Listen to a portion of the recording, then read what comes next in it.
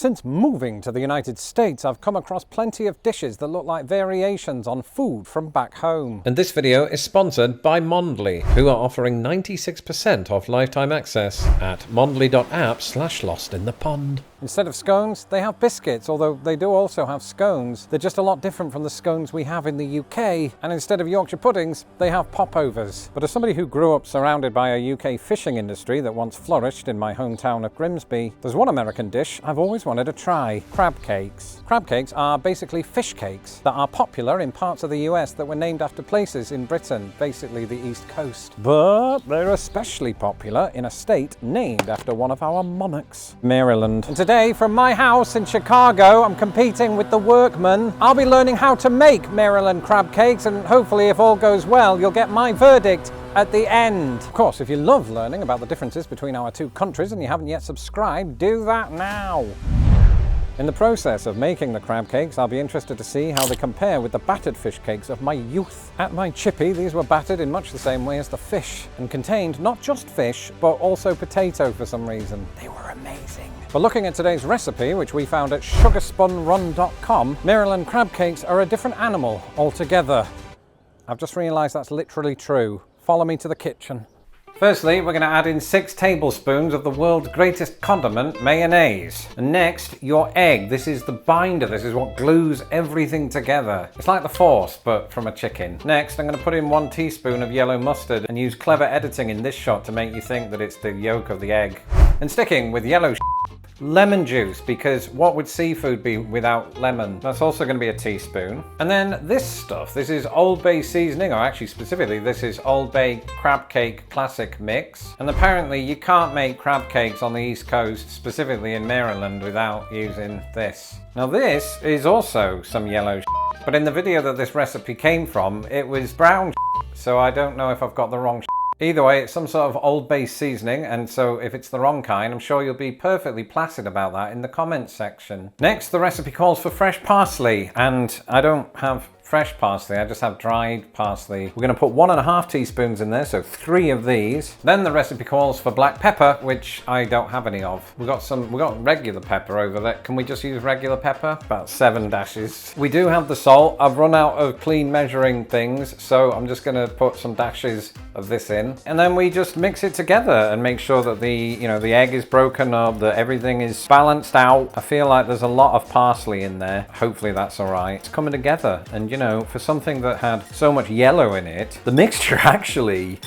it's quite yellow. Now, it's one thing to suggest that Britain and America are 2 nations divided by a common language. It's quite another to learn a second language. But this is precisely what I'm doing using Mondly. Mondly is serious about making language learning actually work. Whether you're brushing up on your Spanish like I am. Hola, soy la sensation de YouTube, Lawrence Brown. Or diving into something off the beaten path like Catalan or Farsi. Mondly has you covered with 41 languages and a total of 1,320 combinations.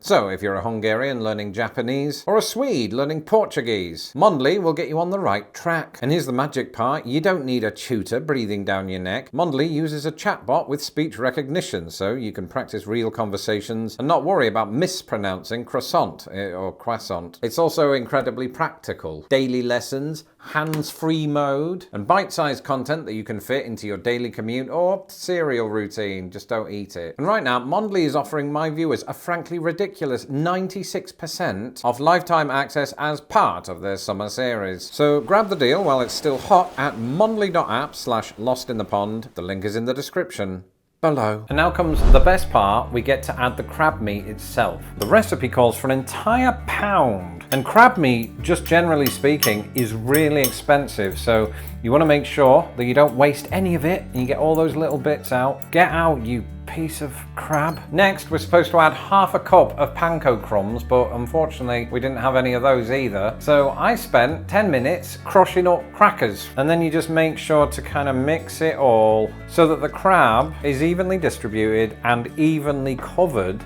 in the other ingredients that are in here. Pull that up because we've got a few crumbs at the bottom. It's like my couch. I don't know, what do you think at home? I think it's looking quite even. I wouldn't eat it like this. I think that just feels a bit weird. Although the crab meat is, you know, already pre-cooked, it's ready to eat. But I have a big hang-up about eating seafood cold. And do you know why that is? When I lived in Grimsby, I actually worked in one of the fish factories for 6 hours before I quit, because I spent the day, or the 6 hours, knocking the scales off cold fish. And it put me off cold fish forever. And scales. How do you butter a tray? Do you just sort of take butter and do that? Okay, so that's what we're doing. I think I've over buttered it. Now, here comes the bit that I've been dreading. We have to use a measuring jug to scoop out the mixture into different balls. Don't you dare. And the idea here is to make them into good, solid balls. And apparently we do that by packing it against the side of the bowl here. Oh, it's coming out. Don't tell Sam from the recipe, but I'm just gonna, can you do that? It's stuck in there.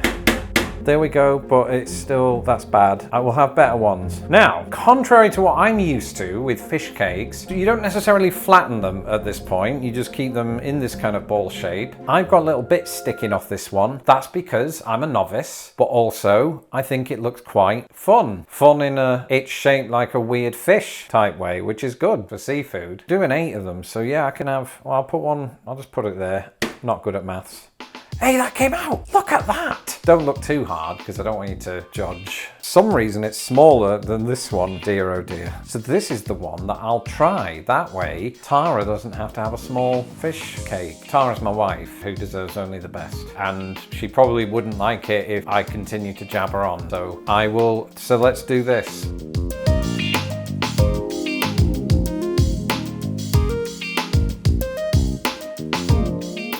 Put that on there.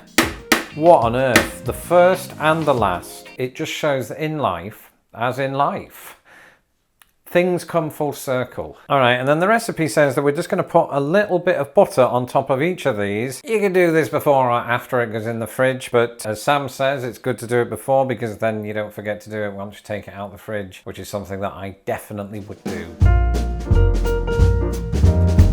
It's like cutting a mini cake. Imagine being at your wedding and all you get is a big monument made out of butter. Because times were tough when we got married.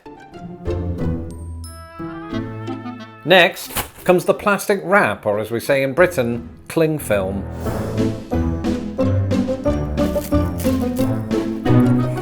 And then what, Lawrence? Well, we put them in the fridge. And it does feel slightly wrong to be doing this step when I have such feelings toward cold seafood. But they tell me that cooling it first is for the greater good, and I suppose overall composition. Now we pop them in the oven for 8 to 10 minutes on 450 degrees Fahrenheit. I don't know what that is in Celsius. The crab cakes are done, and because I grew up with fish cake and chips, I think I want to do the American equivalent and have crab cakes and fries. Oh no, destroyed one. Oh, I suppose I'll have to be a martyr and eat it. Usually I would use a knife and fork to cut this, but I'm American now. Oh wow. Oh, so good. I can't actually believe it was me that made these. They call Guy Fieri the mayor of Flavortown. You're looking at the county sheriff. It's very soft. It's got a very nice texture to it. You know, in many ways, I think it's got an advantage over the fish cakes that I grew up with, because it's not covered in batter, like lots of batter, to where it's like fried. And so now you're wondering, ooh, Lawrence, how many Lorenzos out of 5 are you gonna give it? I think they're so good, it would be remiss of me to not give these 5 Lorenzos out of 5. So thanks, Maryland. Do you want to try them? Okay, let me know what you think. I have to say, before I actually take a bite, it has smelled so good in here for the last like half hour. How do you feel about that? This is great. Yeah. I mean, it basically is just crab. I don't really taste anything else beyond that, which is probably a good thing, because y'all are gonna hate me, but Old Bay seasoning, too much of it, no. She also doesn't like mayonnaise, which I don't. is a point of contention between us. But I mean, mayonnaise, mustard, not my favorite condiments, but in things, obviously very good flavor and smoothness and sumptuousness, I guess. It's a win. I like seafood a lot, and this is no exception. How many Lorenzos out of 5 would you give it? Say 5. 5. Thank you.